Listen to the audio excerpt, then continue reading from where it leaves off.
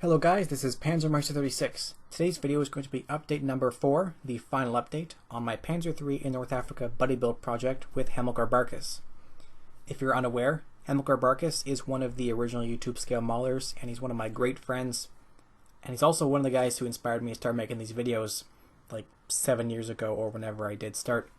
So he's an excellent YouTube mauling guy. He's got a great channel. His videos are in German, but he's got subtitles for them all. And he also is a diorama expert, at least much better than I am.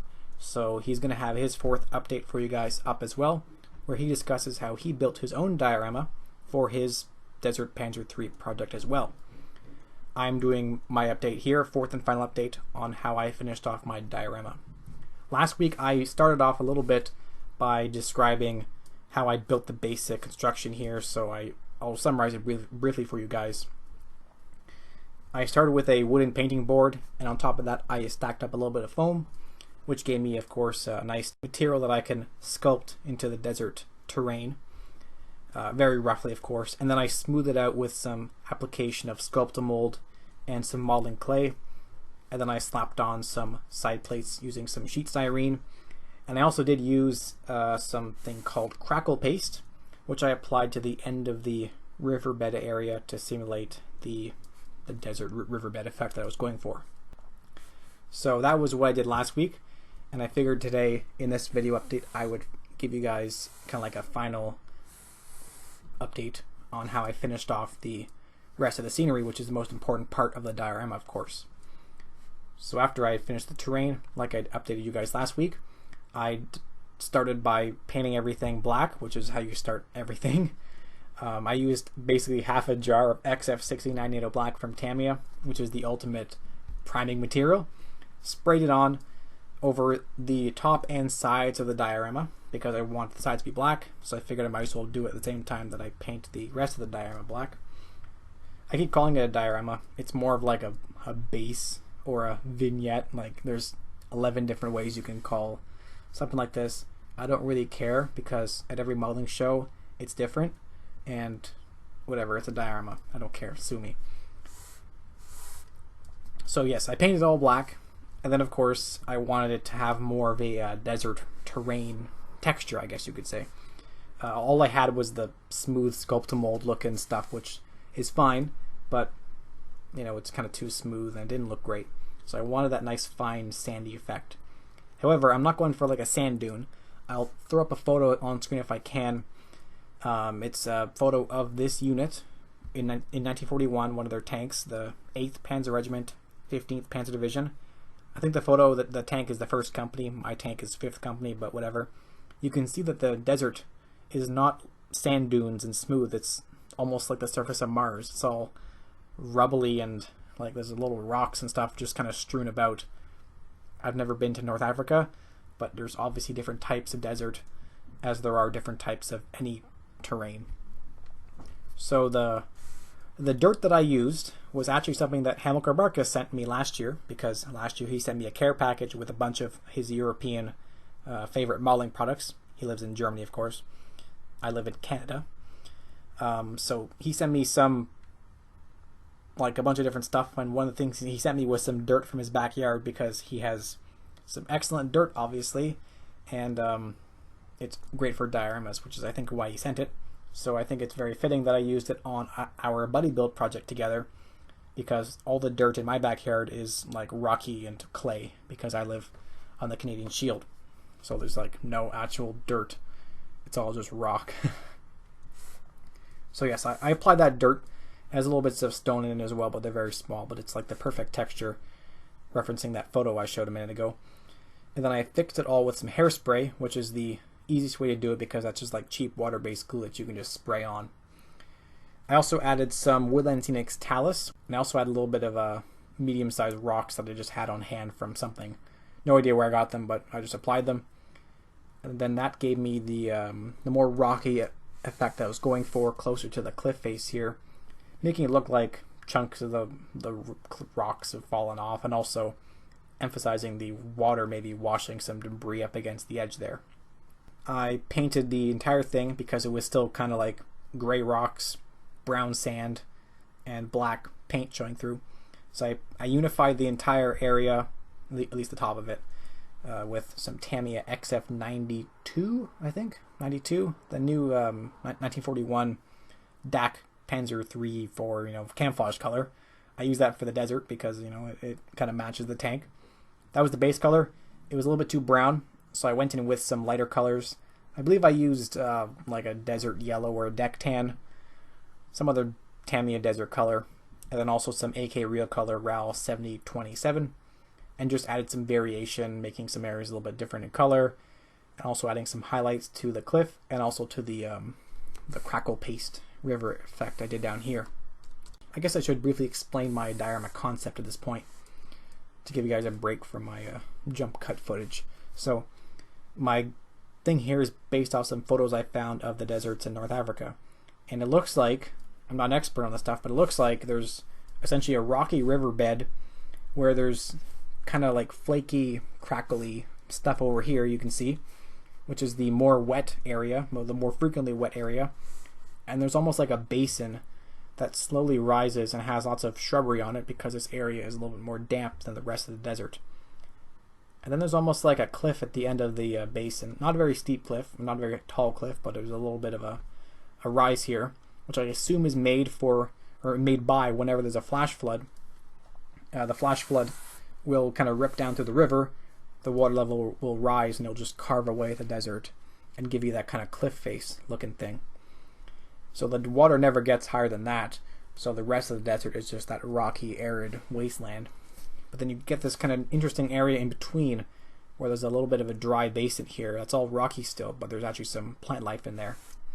And then you have the actual riverbed, the more frequently wet area down here, which is where I applied the crackle paste. So to further emphasize that story, I wanted to add some scenery, a little bit of shrubbery to the diorama. So I went into my stash of scenic materials, which has not been touched in about 4 years, which is the last time I built a diorama. And I found a bunch of little roots from something I pulled up in the garden.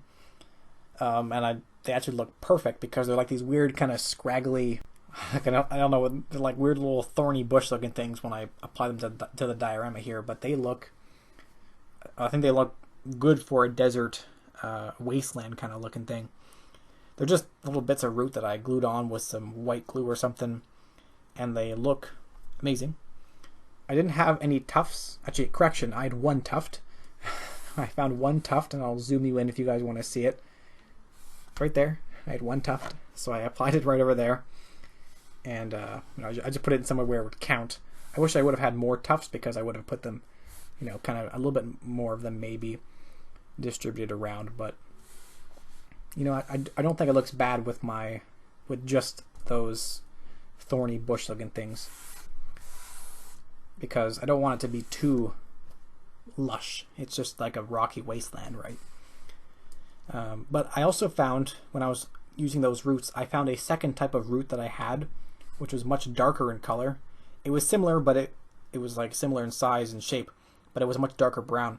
So I actually decided to use some hairspray, spray them over, and then I can sprinkle on some Woodland Scenics, just like some clump foliage, really, really fine stuff.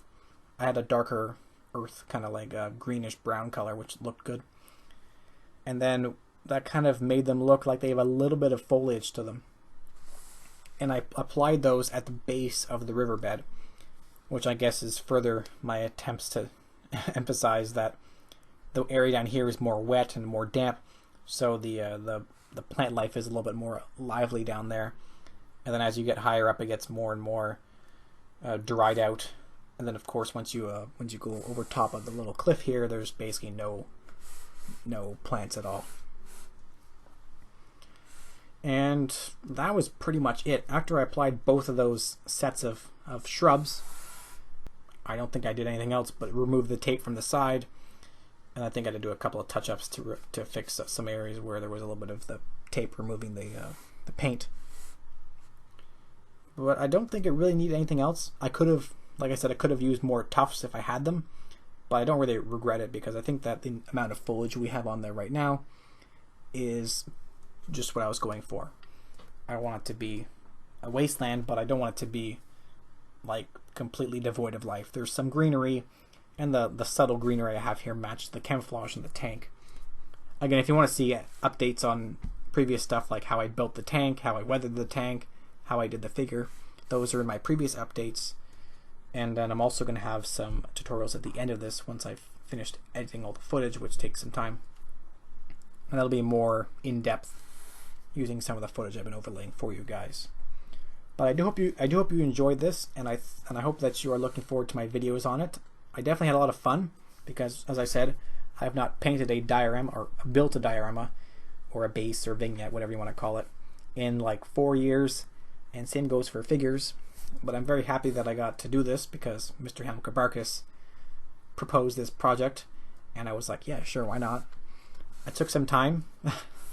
I am definitely a slower builder than he is, but I had a great time getting back into some of the stuff I used to do a lot, like dioramas and figures, and I'm definitely going to do more of these in the future because it was actually great fun, and I had a good project. Like the result I'm happy with. It looks awesome. You can see that it looks, I hope that you guys agree it looks awesome, but I'm very pleased with it. And it matches the tank nicely, which is always good. It's never good if your tank doesn't look like it belongs in the diorama, but today it does, which is always a good point. Maybe one thing I would have maybe liked to do a little bit better was make the tank look like it's a little bit more in cover, because you can see that like it's not actually really hull down behind the little riverbed, which I think in real life they would use to their advantage and just kind of sit down here maybe. But I wanted some kind of dynamic terrain and the tank to be going over the actual rough landscape, so I wanted the tank to be kind of going over the rise a little bit. But also somebody's definitely going to point out that the tank isn't completely sunken into the sand, and it shouldn't be, because tanks have much lower ground pressure than human beings do. So if I was standing on a rocky desert basin, I would definitely not sink like 3 inches into the sand or the rock, basically. So the tank is not going to do the same, because tanks have surprisingly low ground pressure because they have such a surface area compared to your foot. So yes, that's my completed Panzer III North Africa project. I will try to get up a kind of final reveal photo set for you guys next week, or in the middle of the week or something like that, for you guys just to see some better shots. I might take them outside because it's kind of too big for my photo setup. But I'm very pleased with my result. I'm happy with it. I had a great time with Hamilkar Barkas, and I guess we kind of both gave each other some good advice on how to make it. Well, he probably gave me more good advice because he knows how to do dioramas and stuff better than I do, but it was fun working together on a project that we both enjoyed. Anyways, I hope you guys look forward to my upcoming videos on this project. I will try to get them ready for you guys as soon as possible. It might take me a little bit of time, but I'll do my best to finish them up quick. If you want to see them right away, let me know. If you want to see something else like a KV1 or something instead, which I might have just sitting around, who knows, like a finished video, you know. If you want to see that first, let me know, and I'll put these up a little bit later if you're bored of all these updates. But yeah, just let me know what you want to see. And as always, a big thank you to my Patreon supporters. They give me a little bit of money every month, which helps me buy the paints and products that you guys see in the videos and that I used on the project here, on the figure, the tank, and the diorama, everything like that. If you can support me on Patreon, please do. It's much appreciated. It helps me continue to make these videos. So anyways, I'll see you guys next week. Again, let me know if you want to see videos on this or videos on something else. If you're bored of this thing, then yeah, I'll see you then. Goodbye, happy modeling, and check out Mr. Hamilkar Barkas' video. I'll link it up in the top right corner of the video for you guys if you want to see it. So stay safe out there, guys, and happy modeling.